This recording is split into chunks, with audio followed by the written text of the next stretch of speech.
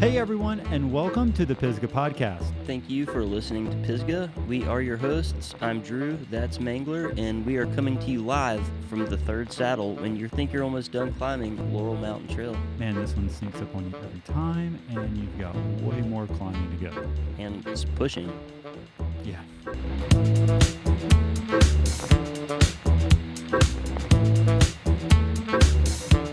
So, news and updates. Mangler, I gotta say, the t-shirts are flying off the shelf. As of today at 2 p.m., all the shirts that are sold are packaged with just a few left to drop with USPS tomorrow. Oh, dude, that is so rad to see all the support we've gotten from the t-shirt sales. And we are very looking forward to cutting a Pisgah area sorbet check real soon. Should we make it one of those big giant checks like you see on the sweepstakes shows? Dude, that is not a bad idea. And I bet some of my contacts at NASCAR can put me in touch with a giant check writing person. No, just give me a Sharpie and some poster board. I can make one. Dude, all right, it's on them. So, Drew, we had a discussion about Western North Carolina vehicles a while back and kind of what was the most ideal.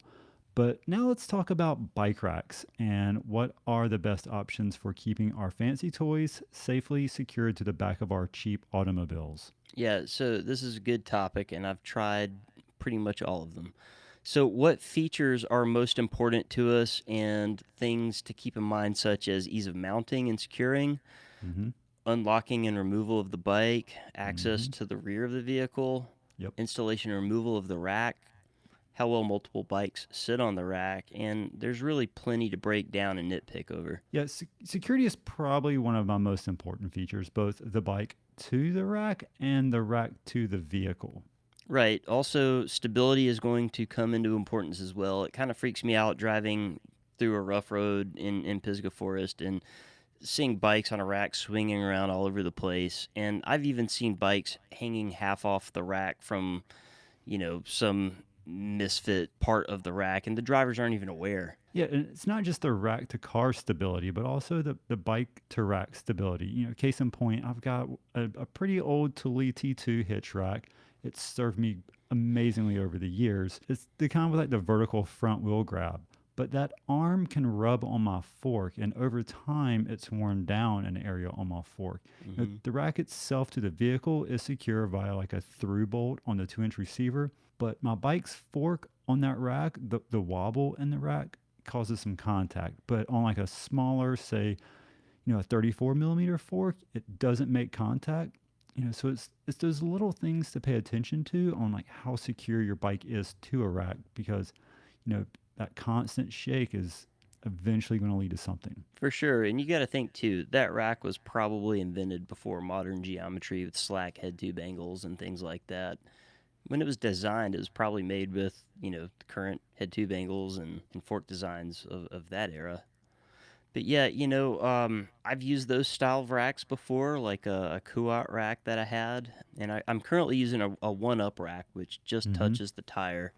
And I'm not going to say that it doesn't rock back and forth under hard braking, but I do feel like it saves, maybe the equipment on the bike, the frame, the fork, and any other component it might touch, a little bit more drama than one that has to secure against the top tube or against the fork to make it sturdy.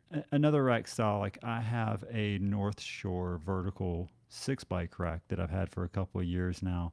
It is a great rack. It can hold 6 bikes, and it doesn't expand the length of the vehicle as you add bikes. It just goes widthwise. But the way those racks hold a bike, it's kind of head tube dependent. So like some head tubes that have like a really big diameter in the bottom part of the head tube, like take an Evil, for instance. It has like this expansion around the lower headset cup zone. And the forks that hold your head tube on the North Shore rack just don't work with that head tube. And then also the North Shore rack isn't going to be compatible with like a drop bar bike or a BMX bike, really. So there is some pluses and minuses to that, but I have noticed over some time how that fork can wear a little bit on like the crown of your fork stanchions, that zone. But there is another rack company out of the Northwest called Lolo Bike Racks, and they mount the bike via the handlebars. So there's like hooks that hold on to the handlebars as opposed to a fork going around like your head tube zone. So that's another good option, but it's one of those things that still kind of sits weird with me because I know that over time, continued use of that, if it's not snugged up really good, there's going to be some friction. Whereas something like the one up rack, where the rack is secured by it holding your tires, it's going to be less abrasive on your bike. Yeah, yeah, you got some good points, but you're a foot taller than me. I'm short, so I'm not the biggest fan of vertical racks, pun intended. Yep. And like you said, they don't hold bikes without suspension forks if you're into drop bar riding. But, they are good grab and go, convenient for when you're just going out for a ride, kind of like a tailgate pad on a truck would be.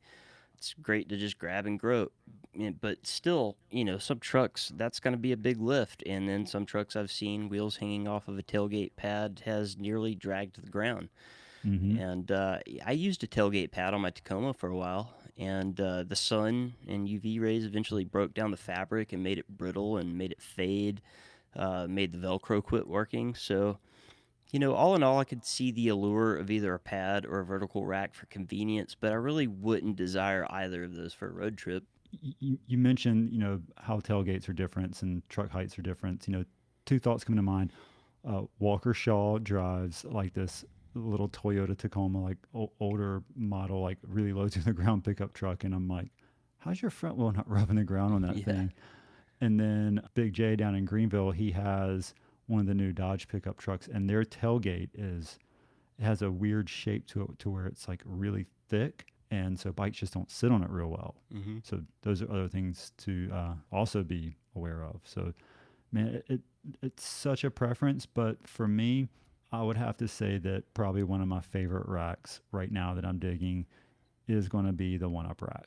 Yeah, and that's why I have it too. They're pretty ubiquitous around this area. They're tried and true, and most people seem to have good experiences with them. They're expensive, but they are made in the USA, and there could be a lead time. They cost a little bit more than other racks, but they seem to last too. Also, here lately, I've noticed quite a bit of posts on social media of bikes being stolen, be it off porches, sidewalks, and, bike racks off the back of cars.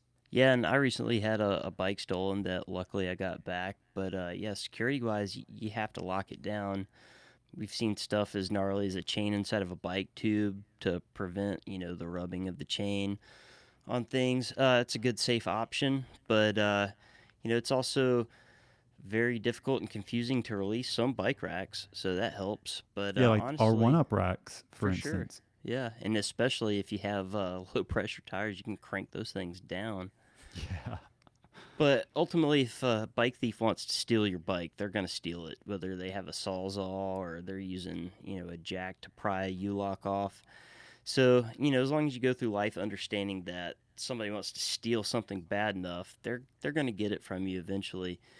But, you got to keep the honest people honest, and you've got to use something for security. Yeah, and usually on trips, I try to either keep the bikes inside the van, or if I'm staying somewhere, I try to bring them inside, because better safe than sorry, because that's not something you really want to lose. Yeah, definitely not. I'm a fan of taking it inside if I'm somewhere, too. If you're cold, they're cold, bring them inside. Mm-hmm. But yeah, knowing where your bike is, that's super important. But when you're riding, Mangler, do you know where you are? Because I don't always. And, That's true. I love looking at maps, and those who know me know that I'm one of the worst at knowing where I'm at in the woods. Yet somehow people will still follow me. Yeah, I can commit turns to memory after a few rides, but I'm awful at orienting myself, no matter how hard I try to learn that skill. Well, fortunately for us, we have our friends with the Pisgah Map Company lined up for this week's interview. So here we are with the Pisgah Map Company. Let it roll.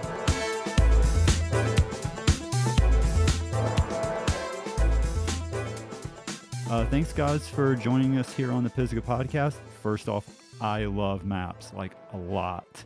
Pre-COVID, when I traveled a ton on airplanes, I would just browse over maps, especially your maps, on usually the Avenza app on my iPad. And I feel like this really helped me visualize and know the forest better. So thank you guys for doing what you do. And I feel like it's a very important service. So with that in mind, would you guys just introduce yourself and, give me a little background, kind of the short story a little bit right now.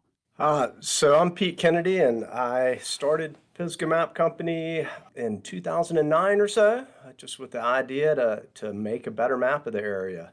I've been biking and hiking and boating in the area for many years, and had also been doing GIS and just wanted to make a better map. So I jumped right in and got started. Awesome. And what about you, Jack? So yeah, I studied GIS and geography and recreation management at Appalachian State University up in Boone and Shout graduated. out to Christian Jackson. Yeah. Christian Jackson was actually one of my first professors in the recreation management program, which I did a minor in. But GIS and geography was the major, and I was always interested in maps and spatial data.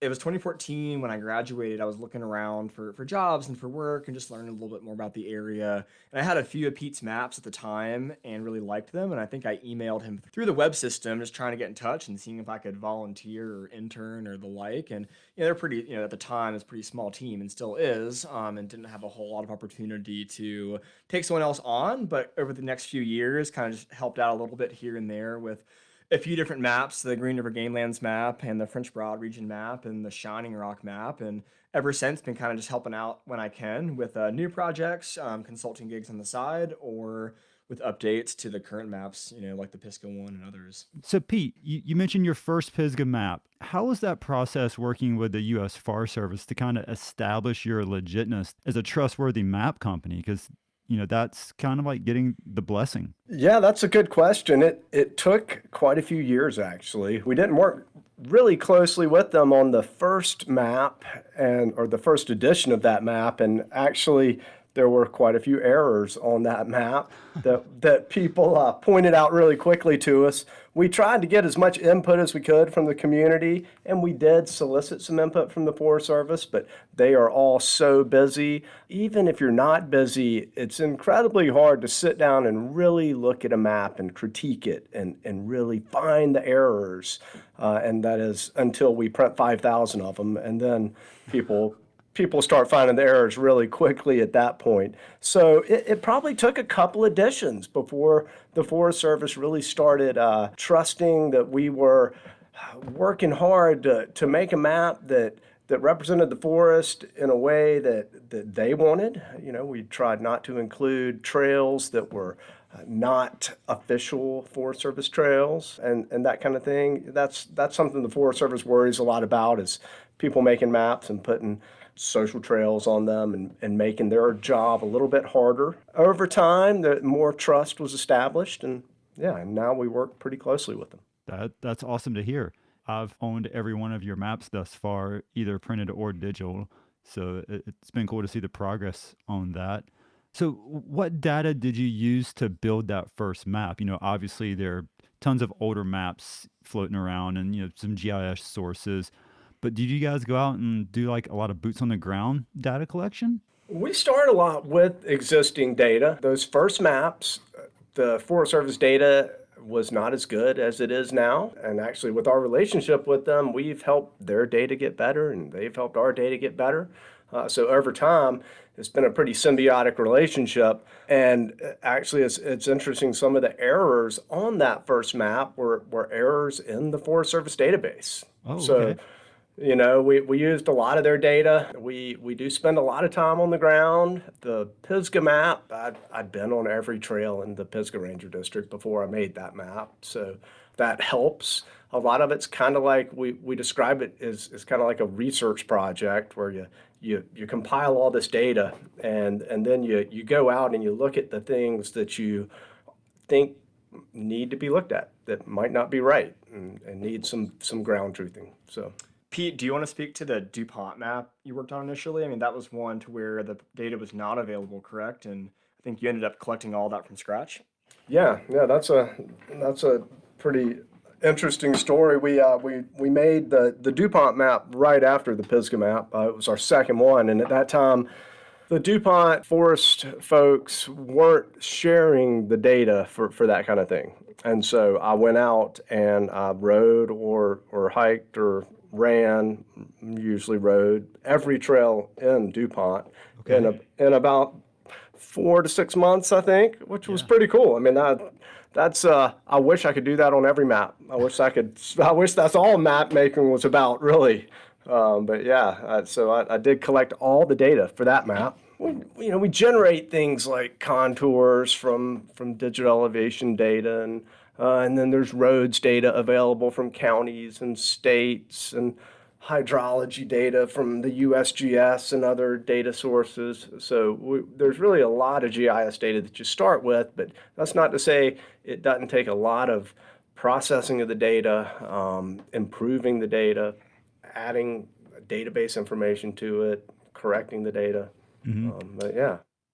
And also too, I mean, I think about, what y'all are talking about now with data and an original generation of information, with the Shining Rock map, which was the most recently produced trail guide we've done, that's a subset of the Pisgah Ranger District. We have a map, obviously, that covers that area, but with it being such a dense area of trails and lots of unofficial trails, and with it being wilderness area, non-blazed and non-signed a lot internally, we wanted to create something more focused on that area. But when you pull in publicly available data, you put it on the map, with other data from other sources, you can kind of start to see where things don't quite look right. You can kind of see where public road data overlaps in a weird way with trail data and things like that. So you kind of figure out those problem areas pretty early on that don't quite look right, and can kind of flag that for field work to go out and go out and for trail runs out there last year when we were working on this, and kind of check out those areas and note things and record GPS tracks and kind of work it out. But there are certain places though where the data just tells it really true and it's pretty obvious that it's correct.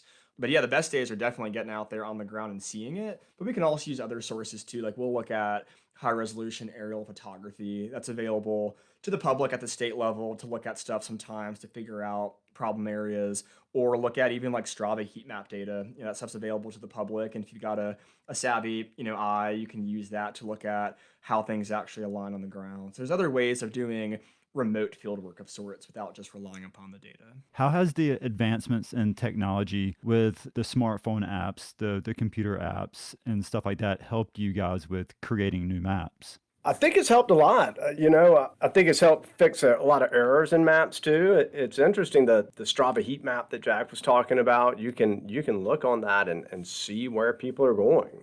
It's so easy.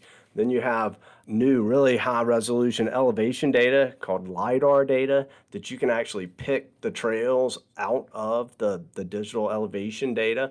So it's really helped to be able to research places and see where people are going. And I don't know if it's influenced the geographic extent of a map that we've created. We're always talking about the next map. What are we going to do next? And that's a combination of a lot of different factors. I don't know if the digital apps factor into that as much. But yeah, what are your thoughts, Jack? Yeah, definitely from like an informal crowdsourcing standpoint, it's super helpful. Like Pete was saying, you can, a lot of that data is collected from people like us that ride with those apps, and record them, or put them up first, or maybe some land manager uploaded them. But usually they're generated, by people actually riding or running or hiking or riding horses or whatever on the ground. And so it's, generated from that, versus the Forest Service will often draw stuff in, digitize old topographic maps, or their original data is based on a trail before a reroute happened. Like a lot of folks don't know that a lot of the trails, we have in Pisgah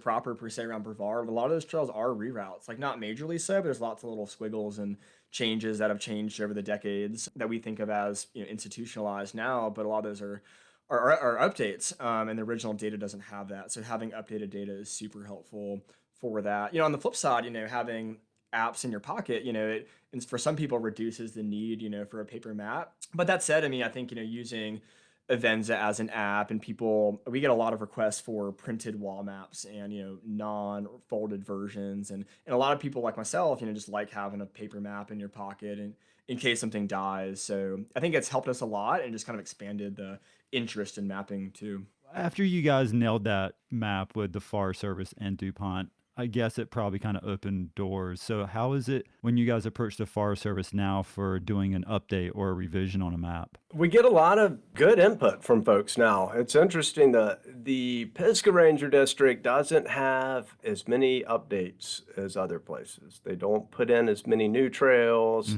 They do work on trails, but they don't do they've done some major realignments recently, but compared to a place like DuPont that's growing and new trails, they're combining trails, they're doing all kinds of stuff in DuPont. So They just added, a bunch of new property over the last year or two.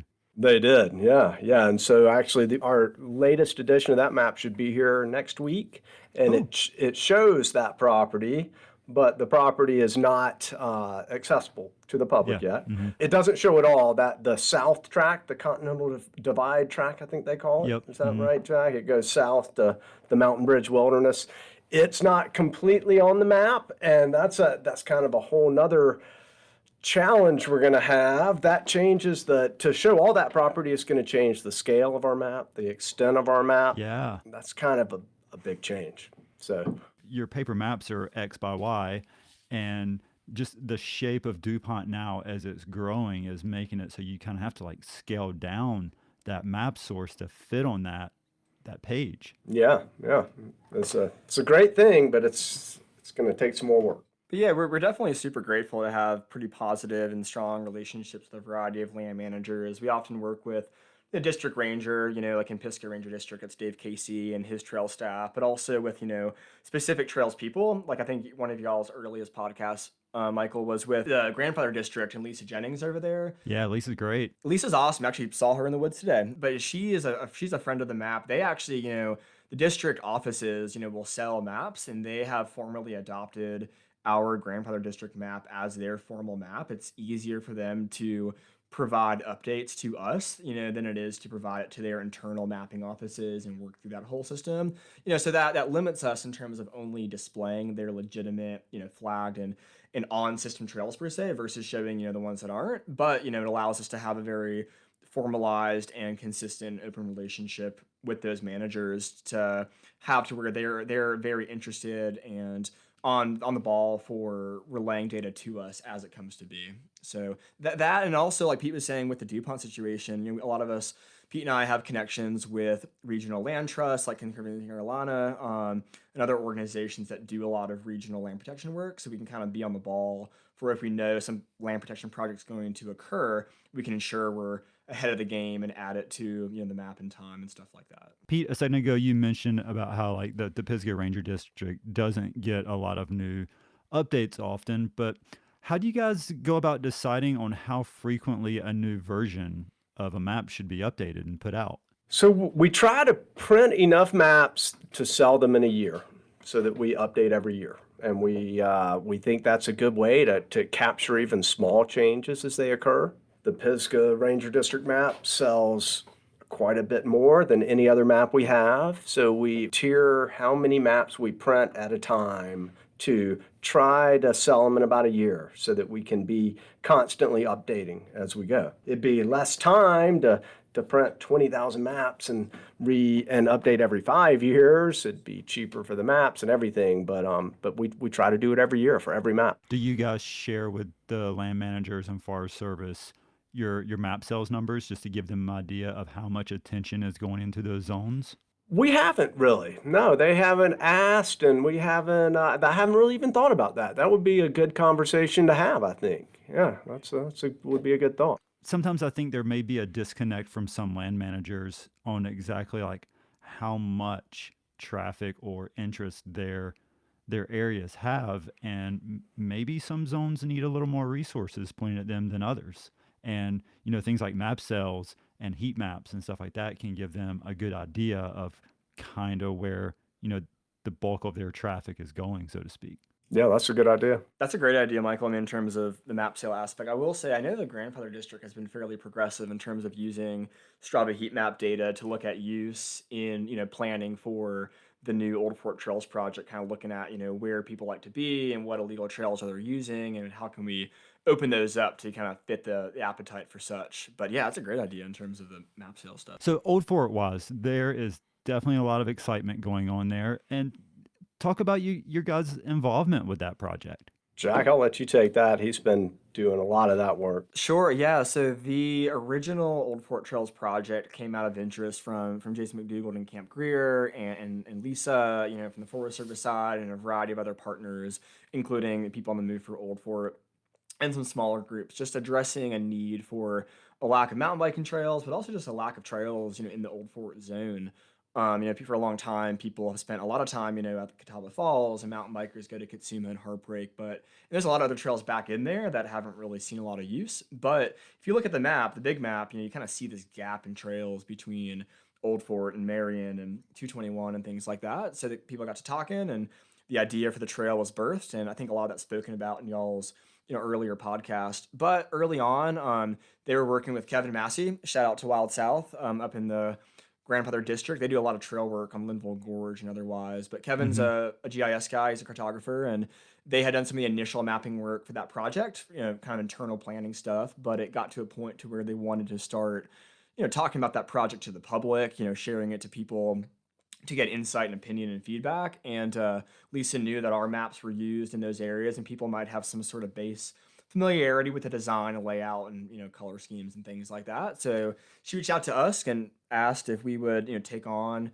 just reformatting a map to show all that project work, and we said yes. And so it's mostly, like Pete says, mostly been me, but using Pete's hard work on the back end of that, and we've just worked really directly with Lisa and the Forest Service to reflect updates as they need it for internal planning purposes, but also for external stuff too. And it's been really good. We're working on I think they're finally working on NEPA now, so public input is basically complete, and they're just working through their internal environmental processes. And probably 6 to 8 months from now, a new map will come out with those final little details changed and reflected, and hopefully we'll have an approved decision from them. And next 5 to 10 years, we'll see some new trails. Everyone is so psyched on that, and we've definitely been getting a lot of questions. Like, some people had a phone call today. Someone was like, "So, have you read any of the new stuff in Old Fort yet?" I'm like, "Man, that stuff is still a long ways out from being done, but I'm psyched that you're interested on it." So Jack, when it came to turning that map into something a little more formal, like they had like some basic drawings on stuff, and they based some stuff off some existing older social trails and some current existing trails. But did you guys go out there and actually do much boots on the ground tracing on that? I personally did a little bit, so their general process, which I think was spoken about in the earlier podcast, so I won't quote a lot of it, was a lot of, desktop planning initially, looking at slope analysis and looking at pre-existing alignments and things like that to kind of figure out roughly where they wanted things to be. So they would draw lines on their map to, just without any sort of field checking initially. And then that went eventually into kind of more detailed planning, looking at landscapes on the ground, etc. But over the course of time, IMBA came in and other people came in and started helping to flag trail and lay trail out on the ground and kind of figure out where exactly this stuff can be. So I helped Lisa out with a fair amount of that stuff, kind of getting that actual data on the ground. But a lot of that was done through their IMBA contact and Lisa and some other people, and they provided that GPS data to us to put onto the map itself. For no other reason other than that they've got those pre-existing partnerships and funding sources to do so, versus paying us to do that. I would have happily volunteered, and things like that too. But so we did a few of them. I worked a lot on the kind of the A zone area with Lisa early on, but a lot of the other stuff was done beforehand, and they would just provide that data to us, and we would synthesize it into the map itself. Speaking of new trails, currently the Black Mountain Trail reroute is going down. It's in its construction phase over in the Pisgah Ranger District, and you guys put out their map for that. So kudos to that. It looked good. So what was the process of working on that? Yeah, so I've been on the Pisgah Sorba board for a little over a year and a half now, actually kind of cycling off now just to refocus some time elsewhere.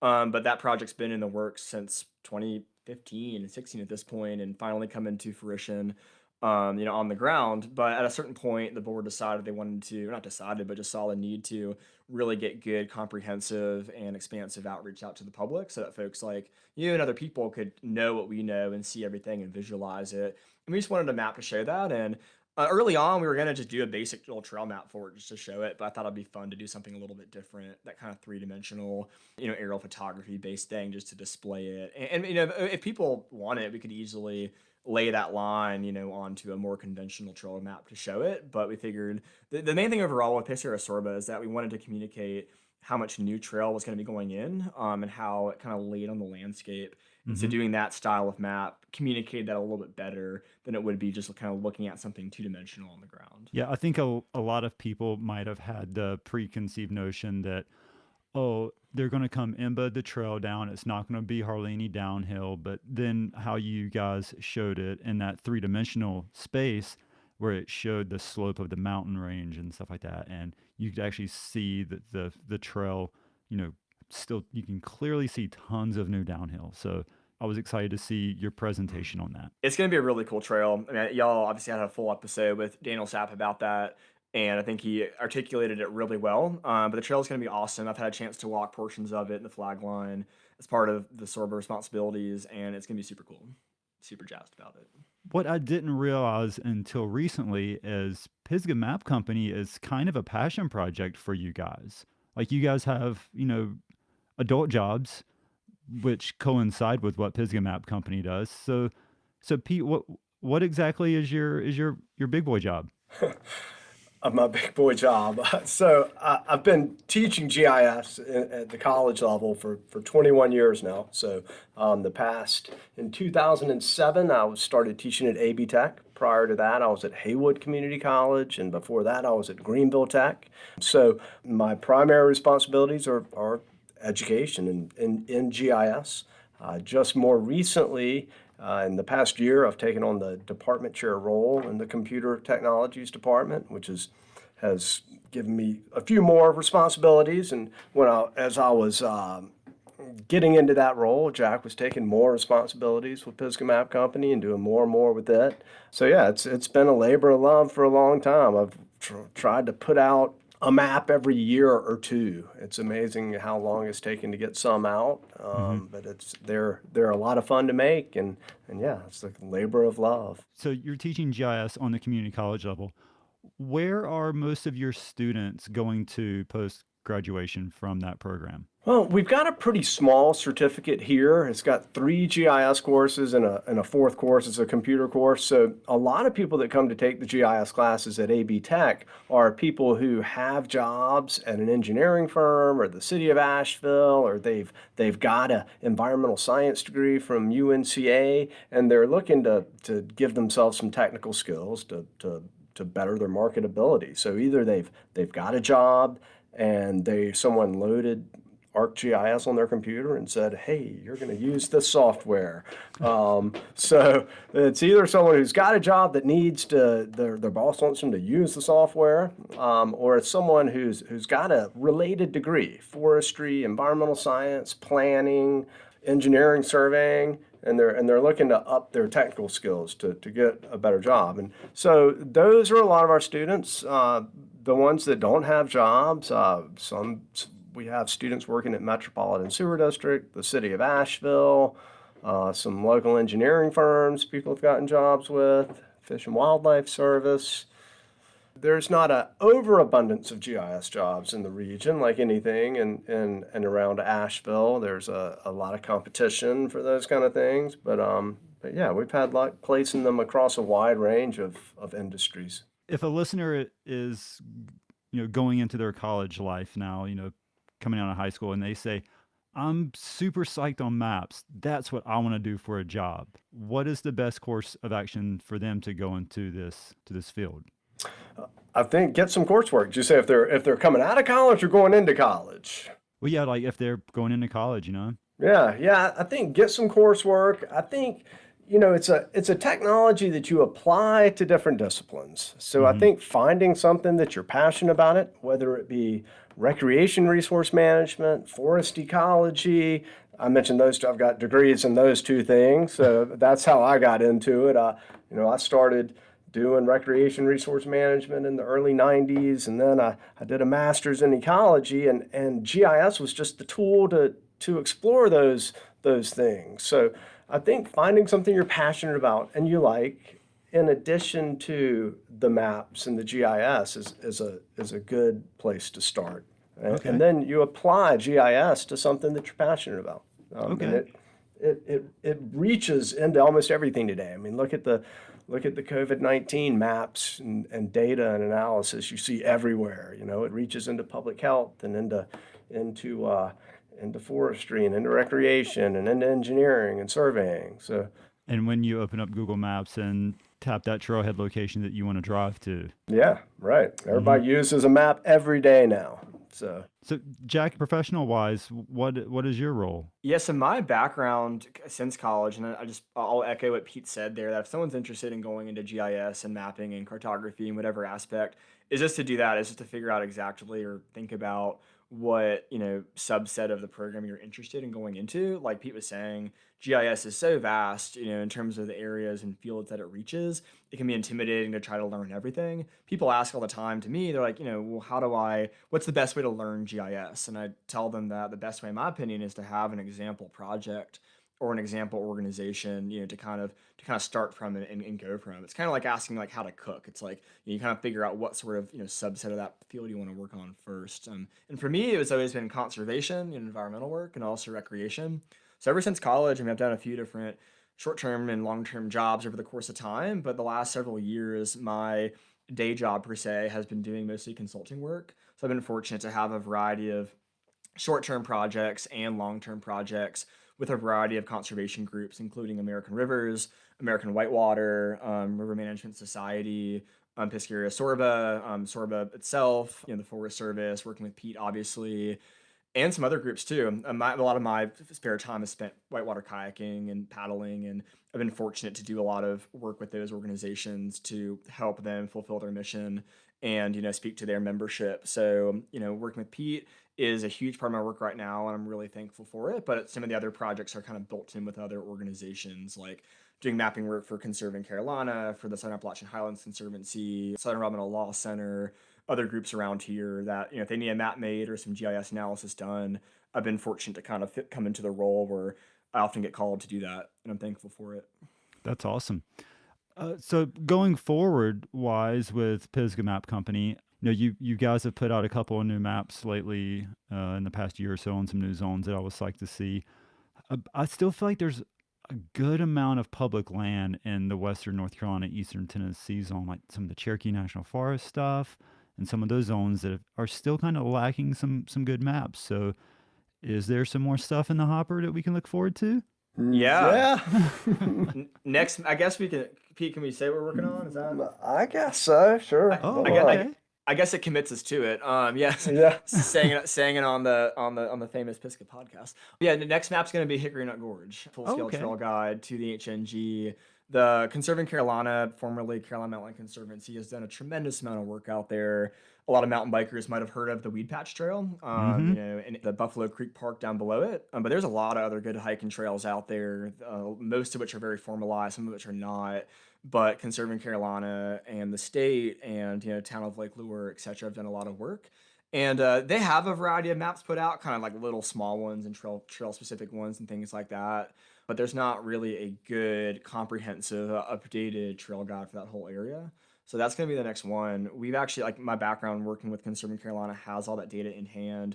Pete and I are both very familiar with that landscape, and so it should be pretty low-hanging fruit. But we've also talked about the Smokies, we've talked about Cherokee, we've talked about the Nantahala area.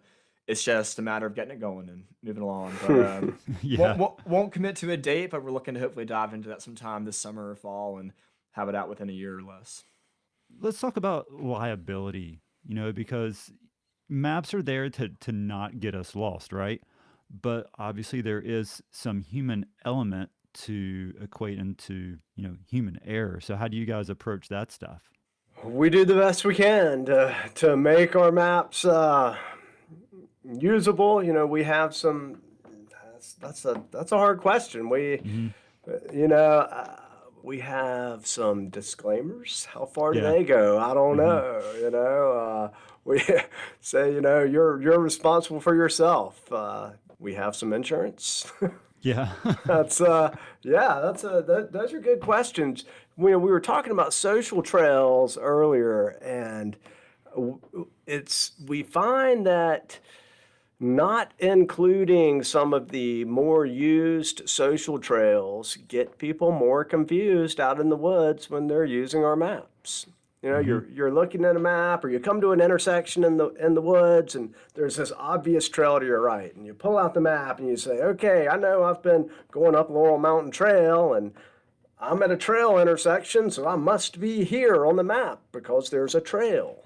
And so Know they go exactly down. what you're talking about. I'm sure, right? So a lot of people get lost there, right? Hmm. So that's it's a problem that is not an easy one to approach, and sometimes I think we should just put every map on the trail. But I completely understand the land managers not being able to maintain and update and keep the trails that they do try to maintain to keep them sustainable and not putting a lot of sediment in the streams. You know, they can't manage all those other trails. So Yeah, I'll say to me overall, we try to make the maps as accurate as possible, for what we're able to show. And then, we have this little disclaimer on the back of the map that says that this is not a survey and that, it shouldn't be treated as such and things of that nature. But the question about social trails is really spot on. When we were working on the Shining Rock and Middle Prong Wilderness Area map, there's a variety of social paths up there. And kind of the personal mindset I've had, which reflects into professionalism, is, if it's a juncture that's really going to confuse somebody, like Pete was saying, if you come to a fork in the trail, but the map shows you're only at, a continuing trail, then like I think it's worth showing it to some degree just because it's not a helpful map otherwise. And the backside of that thought in terms of like not inviting use to non-system trails for sake of management or for sake of just people's, localism or whatever, things like that. They're all valid and thoughtful, but at the end of the day, we want to create an accurate map. And so we've kind of dived into little bits of symbology changes, showing informal trails thinner and fainter, and so they don't jump out and things like that. And there's always abilities to add notes and things that say that, hey, this is not an system trail and stuff like that. But generally speaking, the land managers do not want us to show those for no other reason than just to not invite use onto non-sustainable corridors. But it's a question that's always evolving, and often for us at least becomes kind of site specific. If it's a place that's really going to confuse somebody, maybe we talk it out further. But if it's something where someone really needs to work to find it, then maybe we don't worry about it and don't show it. What comes to my mind, two things. You mentioned Kevin earlier, who's up in the high country, and him and his guys have created that Limble Gorge map. Yeah, it's kind of publicly available. You just have to know where to look to find it. But how they have the trails labeled there, like the super thinner ones are, not real trails. And I've been up in some of those zones using that map, and I don't even see those like thin trails on there. So I'm like, Right. well, they're there, but I'm not going to go bushwhacking down them. the Scramblers edition, isn't that what he Yeah. calls that Yeah, thing? the Scramblers Yeah. edition. Well, and on the flip side of all of that, I mean, like, yeah, speaking of Kevin stuff, I think a lot of, his initial, interest in doing that was for his own personal, him and his partners and friends and family and stuff like that for the sake of their navigation. But it's also a tremendous resource for search and rescue crews, Yeah. and for emergency responders. And like it might be way more efficient or way more helpful to come in a certain way to a certain place that is not on official maps, and generally speaking, yeah, those SNR folks are hopefully familiar enough with those landscapes initially to not have to go in blind with a map and use that exclusively, but it can be super helpful, especially if you're using an Avenza app or something to where you can see yourself on it. I think See yourself on it, copy your GPS coordinates, and text it to 911 or something. Exactly. Yeah. So so there's no right answer to that specific question, but it's very site specific and just involves a lot of dialogue and Yeah. trying to work out the right system. And I think it is evolving too. The Forest Service is more open to a dialogue about it when they trust us and we work with them. So Yeah. Currently, right now, how many maps do you guys have in your catalog? there's 10, I think. Yeah. And not funny. Yeah, 10. Yeah, Yeah. one's a road riding map that we did with the Transylvania tourism folks, Yep. Transylvania County. Clark over there, Lovelace. Isn't there like a waterfall version of that too or something? Or is that something they just put in a pamphlet? I can't remember. That's more of a pamphlet. Okay. And Well, then, no, yeah. Pete, didn't you and Jack Moore do that one with Kevin Adams years ago? We did the North Carolina waterfalls of North Carolina map that goes with Kevin Adams' book. Yeah. So I mean, I guess that's a story that should be told. That was really the first published map that we made. Oh, okay. It was before the Pisgah Ranger District map. Larry Odoski who's no longer with us, owned Outdoor Paths Publishing, and it was a little mapping company, and he came and took my GIS 111 class because he had hired someone to make a couple maps for him, and he wanted to make his own maps. And it happens kind of often that people take a class of mine and then they come back to me and say, this GIS stuff, I don't know. Can you work on some things for me? I don't know what that says about my teaching or what it says about how comprehensive and possibly difficult the technology is. Mm-hmm. But yeah, we made that map with Larry and Kevin. And I just remember when the boxes of it came and we opened it up and we pulled those maps out and opened them up, it was just the feeling was kind of euphoric to look at this product that you created. I mean, that was in, golly, when was that? 2008, maybe 7, 8, and I'd been. Because I have one of those maps. Yeah. The first class I took in GIS was in 1991. It wasn't a GIS class. It had 2 weeks of GIS at the end of an interpretation of aerial photographs class. So I'd been working with GIS for a long time. Yeah. But I'd never produced a product like that. I'd always used it for analysis and that kind of thing, and mapping, but not mapping in that kind of professional cartographic way. I love Kevin's book. Yeah, it's great.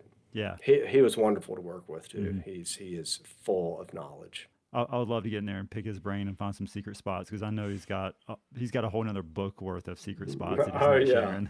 Yeah, we've got a few waterfalls on the Pisgah Ranger District map that aren't labeled, that came out of his database with his permission to put on it. Mm-hmm. And I've had people say, what is that waterfall? And it's like, it's something that Kevin scrambled to and saw and found. Yeah.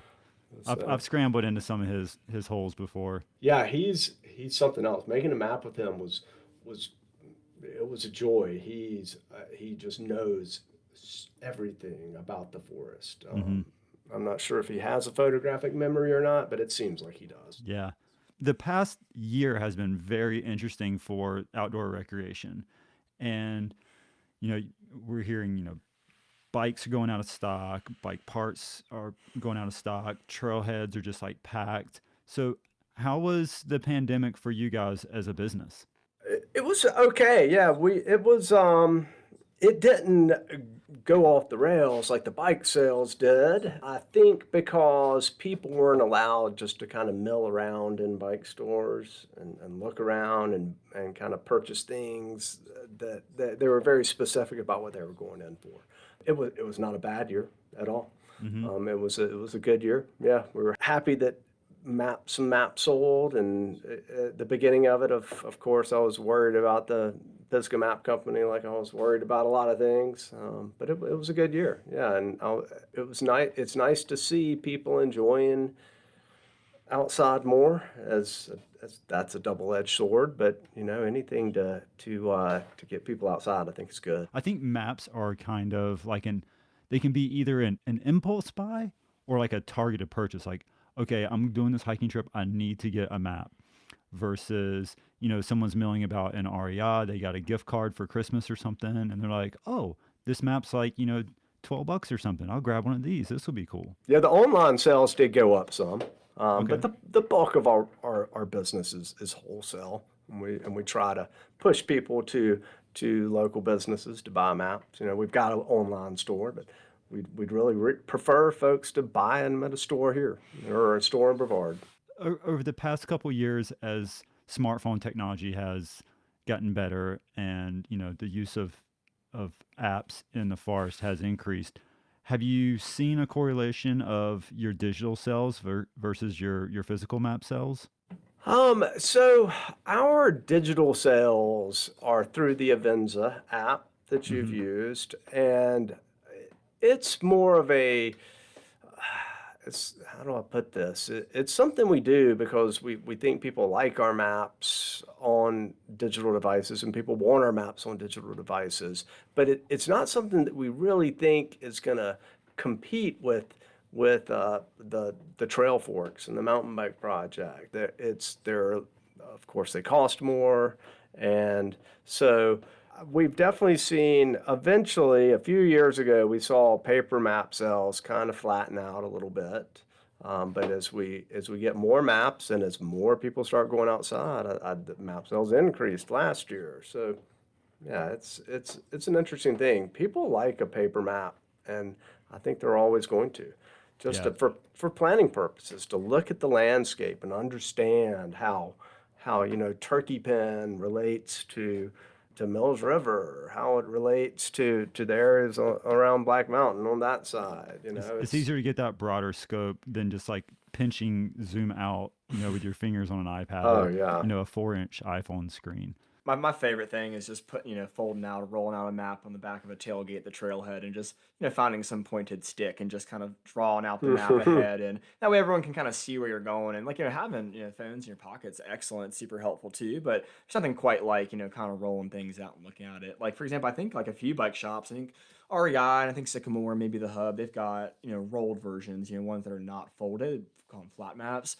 They've got them laminated and they've got dry erase markers there to where you can literally put it on the map down, and their experienced staff can talk to customers and say, yeah, okay, here's Sycamore and here's Black Mountain and this and that, and they can draw it out on there. And that's hard to do with a phone, and I think there's room for both. I think people will always like paper maps. Like we do a variety of consulting projects, outside of, the Trail Guide series for other organizations that just, they sell them or use them internally or other places, and those come in, not super often, but a few a year. So there's an appetite for those things, and I think there always will be, whether or not it becomes the only option or not. Pete, you mentioned like the Trail Forks and MTB project.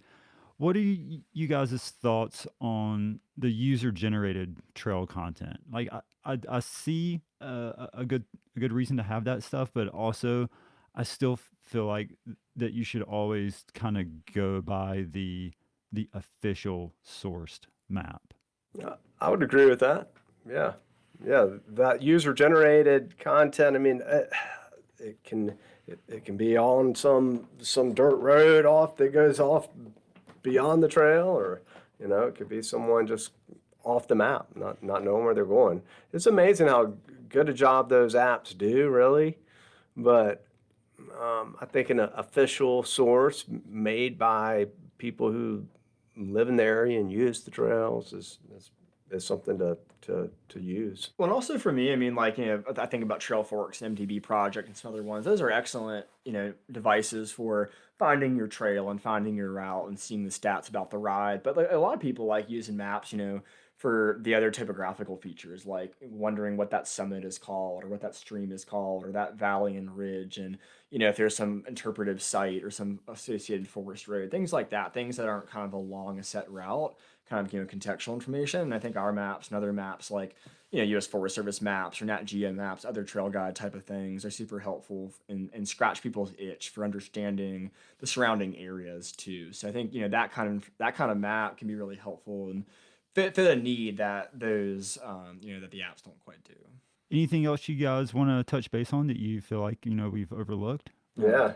Talking about maps is great. It's amazing how many people you talk to that's the first thing they say to you. Man, I love maps. I was at the doctor's office earlier today, and the doctor said that to me. Man, I love maps. Yep. Yeah, I mean, whenever I'm on a ride in the forest, I always keep one or two fresh trail guides in my pocket, and ones that are, we've got like blemished ones that come out of the box that are dented up or torn or whatever, and try to put those aside for friends or other people. But I try to keep one or two in the bag, just in case someone's lost, and you kind of show them where you're at and can fold that thing out and maybe give it to them afterwards. And people are always super stoked about that, and it's a nice facet of the type of stuff. Yeah, I've definitely been in a scenario where I encountered some people out in Wilson Creek that were lost, and screenshotted a piece of your map to airdrop to them right there so that they can have a map to get themselves out of the That's woods. excellent. Yeah, that's a great idea. Well, sweet. Well, thank you guys for your time. We really appreciate your time being on the podcast, and also the time and work you guys put into mapping these great areas that we're so fortunate to have access to play in. Thanks, Mangler. We appreciate the opportunity. Yeah, appreciate it. Yeah, it was a good time. Thanks. Cool. Keep up the good work. See ya.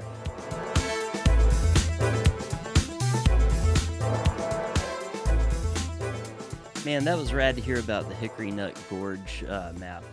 That's been a zone that, like they said, has had all these little maps, little small pockets here and there. But having an all-encompassing map will be rad. And even though a lot of it is still hiking-only trails, it's really cool to see more of the outdoor activity options that are in that area.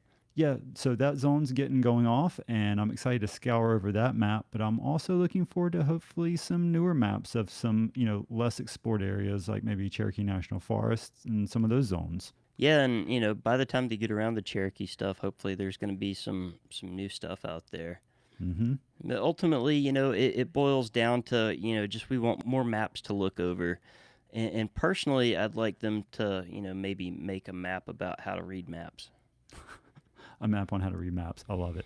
So how's the weather looking for this week? Do we have some good weather for reasons to use these maps? You know what? Yes, we do.